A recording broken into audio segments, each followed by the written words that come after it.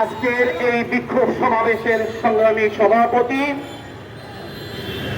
ঢাকা সাংবাদিক union, Bangladesh union of জার্নালিস্টের নেতৃবৃন্দ, আজকে আমরা বিএসএস এর এমডি, যিনি একটা নির্লজ্জ, একটা বেহায়া, আমি আমার 30 বছরের সাংবাদিকতায় দেখি নাই বিএসএস এর কোন এমডির বিরুদ্ধে সাংবাদিকরা তার পদত্যাগ দাবি করেছে। নির্লজ্জের মতো এই মাহবুব মোর্শেদ আজকে সাংবাদিক ইউনিয়নকে জামাতের সাথে তুলনা করতেছে। মাহবুব মোর্শেদ, তুমি কোথায়? তুমি দেখে যাও। তুমি কি লেখাপড়া জানো না? তুমি কি অন্ধ? ব্যানারে কি লেখা আছে মাহবুব মোর্শেদ?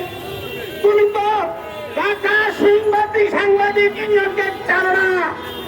তাহলে তোমার এই এমডি হওয়ার কোন যোগ্যতাই নাই মাহবুব মোর্শেদ।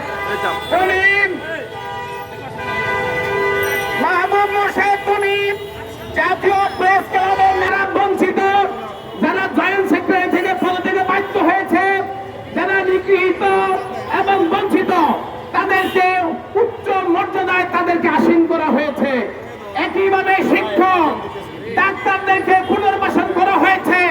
কিন্তু আমার সাংবাদিক যারা এই 17 বছর ধরে রাস্তায়, যারা এই আন্দোলনের সংগ্রামে ছিল ফ্যাসিবাদের বিরুদ্ধে, একজনের জবাব দেন।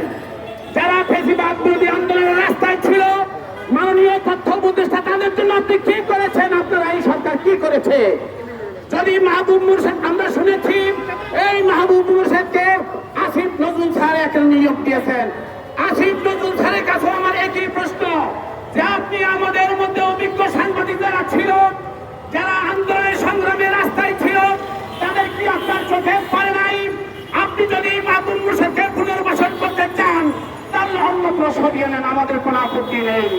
কিন্তু অশিক্ষিত এই বর্বর মুখ্য, যে নাকি আমাদের সাংবাদিক ইউনিয়নকে চ্যালেঞ্জ করতে পারে, যে নাকি ঢাকা সাংবাদিক ইউনিয়নের সভাপতি থেকে নাকি চ্যালেঞ্জ করতে পারে, আমরা সেই চ্যালেঞ্জকে বিনা চ্যালেঞ্জে ছেড়ে দিতে পারি না। বন্ধুরা, আমরা স্যারকে বলবো, আমরা প্রধান উপদেষ্টাকে বলবো, আমাদেরকে রাজপথে ঠেলে দিবেন না, আমাদেরকে প্রতিপক্ষ করবেন না।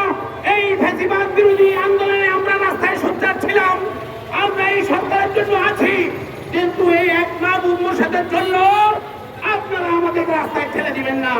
নেতৃবৃন্দকে বলবো, আপনারা আমাদের প্রধান নেতৃবৃন্দের সাথে আলাপ করে এই মাহবুব মোর্শেদকে কিভাবে ঘাট ধাক্কা দিয়ে এই ডিএসএ থেকে বের করতে, সেই কথা